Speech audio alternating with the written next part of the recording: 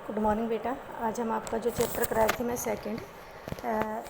Geography का first chapter जो इसी में हम देखो संसाधन विकास वाले में इस चैप्टर में हम आ गए थे मृदा संसाधन के ऊपर। मृदा को संसाधन क्यों कहते हैं? क्योंकि बेटा मृदा एक मिट्टी एक ऐसी चीज़ है जिसके ऊपर मानव जीवन निर्भर करता है। मनुष्य का जो जीवन है वो मिट्टी के ऊपर हम कल्पना भी नहीं कर सकते मानव जीवन की बिना मिट्टी के, क्योंकि हमारी फसलें उगाने के लिए, हमारे घर बनाने के लिए, हमारे रहने सहने के लिए मिट्टी सबसे ज़्यादा ज़रूरी है, खास करके कृषि के लिए। ठीक है, तो एक बहुत बड़ा संसाधन के रूप में मिट्टी होती है। मिट्टी अथवा मृदा सबसे महत्वपूर्ण नवीकरणीय नहीं कि जिसको दोबारा बनाया जा सके। नवीकरणीय किसको कहते हैं? जिसको दोबारा बनाए। एक प्राकृतिक संसाधन है।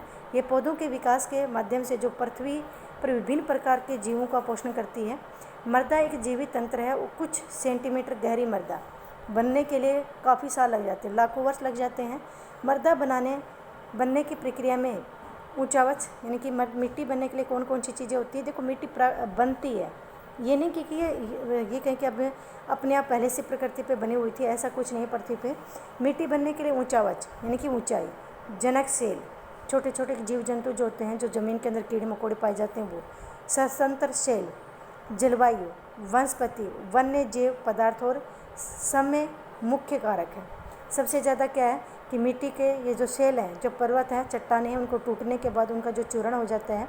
उनकी जलवायु, गर्मी और सर्दी, इसका भी ज़रूरी है। ज़्यादा गर्मी पड़ना और सर्दी पड़ना क्यों? क्योंकि मिट्टी को भी बनने के लिए मदद करता है। ठीक है, प्रकृति के अनेक तत्व जैसे तापमान में परिवर्तन, जैसे ही टेम्परेचर का अप और डाउन होता है, जल की क्रिया, पवन, हिमनद, पवन यानी हवा, हिमनद बर्फ़, और अपघटन में किसी चीज़ को टूटना, और मृदा बनने की प्रक्रिया में योगदान देती है। मृदा में होने वाले रासायनिक और जैव परिवर्तन भी महत्वपूर्ण है। मृदा जैव, हुमस, छोटे छोटे जीव जंतु ज़मीन के अंदर रहते हैं। आपने कभी देखा होगा कि जो आपके घरों में जो रूढ़ी डालते हैं, भैंस के गोबर वगैरह डालते हैं, तो उसके अंदर भी छोटे छोटे हुमस पैदा हो जाते हैं। यही क्या होते हैं? मिट्टी को बनाने में सबसे ज़्यादा इम्पोर्टेंट अपना रोल प्ले करते हैं। जैव दोनों प्रकार के मृदा को बनाते हैं। मृदा बनाने की प्रक्रिया को निर्धारित करने वाले तत्व, उनके रंग, गहराई, गठन, आयु व रासायनिक और भौतिक गुणों के आधार पर भारतीय मृदाओं को 3 अलग अलग 6 भागों में बांटा गया है। यानी कि क्या कौन सी है? एक तो मृदा का रंग, मिट्टी का जो रंग कैसा होता है, उसकी गहराई, मोटाई कितनी है, गठन किस प्रकार से बनी है, और कितनी आयु मतलब कितनी पुरानी है उम्र, और रासायनिक तत्व उसमें कौन कौन से पाए जाते हैं, भौतिक और रासायनिक, उसके आधार पर मिट्टी को 6 भागों में बांटा गया है। तो मिट्टी को वर्गीकरण जो किया गया है वो देखो। सबसे पहले कौन सी है? जलोढ़ मिट्टी। जलोढ़ मिट्टी जो सबसे क्या होती है? उपजाऊ मिट्टी जिसको माना जाता है। ये मिट्टी क्या होती है कि सबसे ज़्यादा हमारे अगर माने तो सबसे ज़्यादा जो विस्तृत क्षेत्र में है वो जलोढ़ मिट्टी है। वास्तव में संपूर्ण उत्तरी मैदान जलोढ़ मृदा से बना है। यह मृदाएँ हिमालय के 3 महत्वपूर्ण नदी तंत्रों से, कौन सी? गंगा, सिंधु और ब्रह्मपुत्र, 3 नदियों के से और उसकी सहायक नदियों के द्वारा जब हिमालय पर्वत से बहुत सारे कंकड़ पत्थर मिट्टी बहा कर लेकर आती हैं, उसी के द्वारा जैसे मिट्टी के साथ में नदी के साथ में सब बहता जाता है, और उसके क्या होते हैं? कंकड़ पत्थर धीरे धीरे घिस घिस के उनका चूरा बनता जाता है। साथ में उसके साथ बहुत सारे रासायनिक पदार्थ, और साथ में क्या होते हैं? पेड़ पौधे और जीव जंतु के मल मूत्र और उनके डेड स्केल जो होती हैं उनके साथ में बहकर आती हैं। यही मिलकर बाद में धीरे धीरे क्या होती हैं? मिट्टी का निर्माण करती हैं। ठीक है, तो ये क्या है?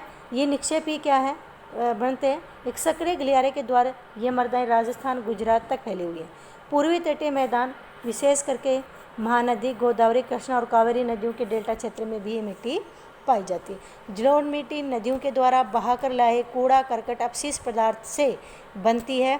जलोढ़ मिट्टी 2 प्रकार की होती है बेटे, नवीन जलोढ़ मिट्टी और एक कौन सी होती है? पुरानी जलोढ़ मिट्टी, बांगर जलोढ़ मिट्टी और खादर जलोढ़ मिट्टी। बांगर क्या होती है? पुरानी जलोढ़ मिट्टी है। खादर क्या है? नवीन जलोढ़ मिट्टी है। खादर जो होती है वो क्या होती है? जैसे आपको मैं बताऊं कि खादर जलोढ़ मिट्टी के हिमालय ये नदियां हैं, और नदियों के मुहाना के आसपास पाई जाने वाली कौन सी मिट्टी है? खादर। कौन सी मिट्टी है ये? खादर है। खादर जो कौन सी होती है? नवीन है। खादर जो है वो कौन सी मिट्टी है? नवीन जलोढ़ मिट्टी है। ये सबसे ज़्यादा उपजाऊ होती है। खादर जो है ये सबसे ज़्यादा उपजाऊ होती है। अब बांगर जो है वो क्या है? ये नदी है, और नदियों से दूर यानी कि इससे काफ़ी किलोमीटर की दूरी पर जहाँ पाई जाने वाली जलोढ़ मिट्टी है उसको क्या कहते हैं? बांगर। कौन सी मिट्टी है ये? बांगर यानी पुरानी जलोढ़ मिट्टी है। ये नवीन जलोढ़ मिट्टी की बजाय क्या होती है? कम उपजाऊ होती है। ठीक है, एक बार आपको मैं मैप समझा देती हूँ, उसके बाद में आप देखना मिट्टी का। पहले हमारी क्या बताई थी आपको मैंने, वही आप देखो, पर्वतीय वन मिट्टी। पर्वतीय वन मिट्टी किसको होते हैं? हिमालय क्षेत्र में। ये कौन सी है? पर्वतीय वन मिट्टी है, जो खास करके हिमालय क्षेत्र में पाई जाती है। आगे समझ में आपको, ये पर्वतीय वन मिट्टी है जो कि जम्मू कश्मीर, हिमाचल प्रदेश, उत्तराखंड, सिक्किम और अरुणाचल के कुछ क्षेत्र में पाई जाती है। उसके बाद में जलोढ़ मिट्टी। जलोढ़ मिट्टी भारत में सबसे ज़्यादा पाई जाने वाली मिट्टी है। पंजाब पूरा, हरियाणा, राजस्थान का कुछ हिस्सा, गुजरात का कुछ हिस्सा, सकड़ी पट्टी बनी हुई है इस तरह से। मध्य प्रदेश, उत्तर प्रदेश पूरा, बिहार पूरा, पश्चिम बंगाल लगभग पूरा, और असम के ये घाटी क्षेत्र यानी ब्रह्मपुत्र नदी घाटी क्षेत्र, और साथ में ये तटीय क्षेत्र है जहाँ पे कौन सी मिट्टी पाई जाती है? ये जलोढ़ मिट्टी पाई जाती है। ठीक है।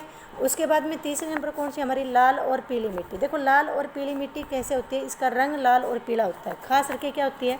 ये देखो खास करके कौन से पठारी क्षेत्र में पाई जाती है। कौन से क्षेत्र में पाई जाती है? जो इंडिया का प्लेट्यू है, पठारी क्षेत्र, पेनिनसुला प्लेट्यू है, यहाँ पे पाई जाती है, या फिर पूर्वी पर्वतीय पहाड़ी जो क्षेत्र है। कारण क्या है? ये मिट्टी किससे बनती है? ये मिट्टी खास करके किस चीज़ से बनती है? जब जलवायु अप और डाउन होती है, यानी कि कैसे आपको मिट्टी पता चला, मिट्टी तापमान के गिरने और बढ़ने से कभी एकदम से बहुत ज़्यादा गर्मी होती है, फिर अचानक से बारिश हो जाती है। बारिश होने से क्या होता है? पत्थर बहुत गर्म होते हैं और बारिश होने पर एकदम से ठंडे हो जाते हैं, तो सिकुड़ नहीं पाते हैं, तो वो चटक जाते हैं, टूट जाते हैं और उनमें दरारें पड़ जाती हैं। इस कारण से क्या होती है? ये मिट्टी का निर्माण होता है। ठीक है। तो ये लाल पीली पर्वतों के टूटने से बनते हैं। इसमें क्या होता है? इसमें ये कहें कि रासायन कम पाए जाते हैं, कम उपजाऊ होती है और मोटी होती है। ठीक है। अगली कौन सी है? काली मिट्टी। देखो बेटा, काली मिट्टी बनने का क्या है? एक कारण था।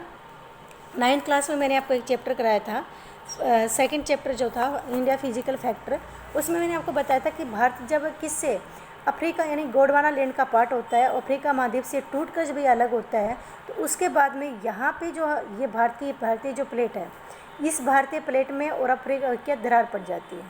ठीक है। गहरा दर्रा से हो जाए, दरार पड़ जाती है, और यहाँ से क्या होता है? धीरे धीरे यहाँ से क्या होता है? धीरे धीरे यहाँ से धीरे धीरे ज़मीन के नीचे से जो लावा होता है, वो बाहर मैग्मा और लावा बाहर इसकर आ जाता है, और धीरे धीरे इसके आसपास, यहाँ कोई ज्वालामुखी नहीं पड़ता, लेकिन ये ज्वालामुखी से ही बनी है ये मिट्टी। लावा रिस कर यहाँ पे फैल जाता है, और इसी से क्या होती है? उस ज्वालामुखी के लावे से क्या होती है? इस मिट्टी का निर्माण होता है। ये गुजरात, महाराष्ट्र और मध्य प्रदेश थोड़ा सा इसमें पाई जाती है। खास करके 3 राज्यों में, गुजरात, महाराष्ट्र और मध्य प्रदेश में पाई जाती है। सबसे इस मिट्टी की क्या होती है? विशेषता क्या है? ये पानी को, रंग में काली है, पानी को काफ़ी लंबे टाइम पर सोख करके रख देती है। बारिश होने के बाद में इतनी चिपचिपी हो जाती है कि उसमें हल चलाना बहुत मुश्किल हो जाता है। गर्मियों में बहुत तेज़ गर्मी पड़ने से ये फटकर पपड़ी से, यानी कि इसके बीच में दरारें पड़ जाती है, पपड़ी सी बन जाती है, इस तरह की पपड़ियाँ बन जाती हैं। ठीक है। और इसमें सबसे उपजाऊ जो है वो कौन सी होती है? सबसे ज़्यादा ये किसके लिए? कपास की फसल इसमें सबसे ज़्यादा होती है। जलोढ़ मिट्टी में सबसे ज़्यादा किसकी है? चावल की फसल, और इसमें सबसे ज़्यादा कौन सी है? कपास की जो फसल है इसमें सबसे ज़्यादा होती है। ठीक है। अब अगली आपकी कौन सी है? अगली है लेटराइट मिट्टी। देखिए लेटराइट मिट्टी जो है, इसमें यह होता है, ये जलवायु के कारण बनती है। एकदम से बहुत ज़्यादा गर्मी आने पे या बहुत ज़्यादा सर्दी आने के बाद में इस मिट्टी का निर्माण होता है। ठीक है। तो ये मिट्टी क्या होती है? लेटराइट जो मिट्टी है ये किससे बनती है? ये जलवायु में बदलाव आने की वजह से लेटराइट मिट्टी बनती है। और लेटराइट मिट्टी कहीं एक ज़्यादा, तो हमारे यहाँ पे अगर बात करें हम कुछ क्षेत्र की, तो ये वाला क्षेत्र यहाँ पे, यानी कि जो पश्चिमी तटीय क्षेत्र है, यहाँ पे लेटराइट मिट्टी पाई जाती है। इसके अलावा लेटराइट मिट्टी जो है वो है खास करके, देखो आप ये रहा मेघालय में, साथ में मेघालय के साथ में कुछ हिस्सा असम के साथ में। लेटराइट मिट्टी का कुछ हिस्सा यहाँ पाया जाता है, कुछ हिस्सा यहाँ पाया जाता है। लेटराइट मिट्टी अचानक से जलवायु में परिवर्तन के कारण बनती है। इस वजह से लेटराइट मिट्टी कहीं एक जगह न पाके थोड़ी थोड़ी जगह पे लेटराइट मिट्टी पाई जाती है। ठीक है। उसके बाद में कौन सा है? शुष्क मिट्टी। शुष्क मिट्टी देखिए आप, शुष्क मिट्टी ये है पश्चिमी राजस्थान, पश्चिमी गुजरात में पाई जाती है। यहाँ पे बारिश बहुत कम होती है, ये बहुत ही मोटे कणों की मिट्टी होती है। सॉरी, आपको मैं ये बात बताना भूल गई, जो मिट्टी है, इस मिट्टी में काजू की फसल सबसे ज़्यादा होती है। लेटराइट मिट्टी में काजू की फसल सबसे ज़्यादा होती है। शुष्क जो मिट्टी है, कम बारिश जो है, यहाँ पे क्या होती है, कम बारिश, 10 से 10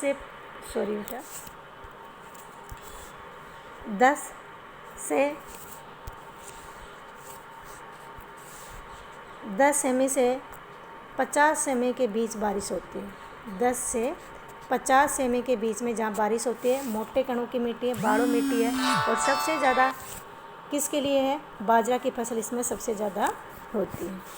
हो गया आपका, सारी मिट्टी होगी। मिट्टियों का मैंने आपको पूरा बता दिया, खास चीज़ें जो भी है। आप इसके काली मिट्टी को बांगर मिट्टी भी कहते हैं। इसमें कौन सी फसल होती है, किस तरह से इसमें देखो पपड़ी बनती है। इसी तरह से लेटराइट मिट्टी है, इसको खास करके लेट का मतलब होता है ईंट के रंग की पाई जाती है। जलवायु में परिवर्तन होने से मिट्टी होती है। काजू की फसल इसमें सबसे ज़्यादा होती है। ठीक है, मरुस्थलीय मिट्टी आपको बताया, यहाँ पे क्या होते हैं, नमक की मात्रा अधिक है। ये बहुत मोटे कणों की मिट्टी होती है, पानी को बहुत जल्दी सोख लेती है, बहुत जल्दी छोड़ देती है, टेम्परेचर ज़्यादा रहता है। यहाँ पे बाजरा की फसल सबसे ज़्यादा होती है। ठीक है, ये था हमारा मिट्टियों वाला पूरा। अब है मृदा का अपर्दन। वन मृदा आपको बताया था पर्वतीय क्षेत्रों में सबसे ज़्यादा पाई जाती है। वन मृदा हिमालय पर्वत क्षेत्र में सबसे ज़्यादा पाई जाती है। अगला है मृदा अपर्दन। मृदा अपर्दन का क्या है, मिट्टी का कटाव, इसको कहते हैं मृदा का अपर्दन। ये किस कारण से होता है, ज़्यादा पशुचारण करने से, ज़्यादा से ज़्यादा पशुओं को चराना, पशुचारण करना, वनों की कटाई अधिक करना, खनन कार्य, जैसे कि हम कहें उत्तराखंड है, बिहार है, झारखंड है, उड़ीसा है या पश्चिम बंगाल, यहाँ पे लोहे की, तांबे की यहाँ खदान है, कोयले की, तो उनमें ज़्यादा से ज़्यादा क्या होती है, खदानों को बहुत गहराई तक खोद दिया जाता है और पानी भरने से ज़मीन धंस जाती है और नीचे धंस जाती है। ठीक है, इसके कारण इस मिट्टी का अपर्दन होता है। तो इससे या पवन, तेज आंधी चलने से, हिमनद, बर्फ़ के पिघलने या बहाव क्षेत्र से मृदा का अपर्दन होता है। इसको रोकना बहुत जरूरी है, क्योंकि मृदा अगर अपर्दन नहीं रोका गया, या उत्कात भूमि चंबल नदी का जो बीहड़ क्षेत्र है, वहाँ पे उत्कात भूमि पाई जाती है, जहाँ पे किसी प्रकार की कोई फसल नहीं होती, एक बंजर जमीन सी है। ठीक है, इसको मृदा अपर्दन के रोकने के लिए सबसे ज़रूरी क्या है, ढलावदार यानी कि सीढ़ी नुमा जो खेती करनी चाहिए। ठीक, श्रृंखला मेखला से पेड़ लगाने चाहिए। अति पशुचारण पर रोक लगानी चाहिए। ज़्यादा से ज़्यादा पेड़ लगाने चाहिए, घास ज़्यादा लगानी चाहिए। ठीक है, और इसी कारण से मिट्टी की पट्टिकाएँ यानी कि फसल बनाते हुए जो घास की पट्टिकाएँ होती है वो बीच में लगानी चाहिए, जिससे कि मिट्टी को अपर्दन को रोका जा सके। ठीक है बेटा, अब शॉर्ट क्वेश्चन करना। ये चैप्टर आपका पूरा हो गया, लॉन्ग में भेज दूँगी। ओके, धन्यवाद।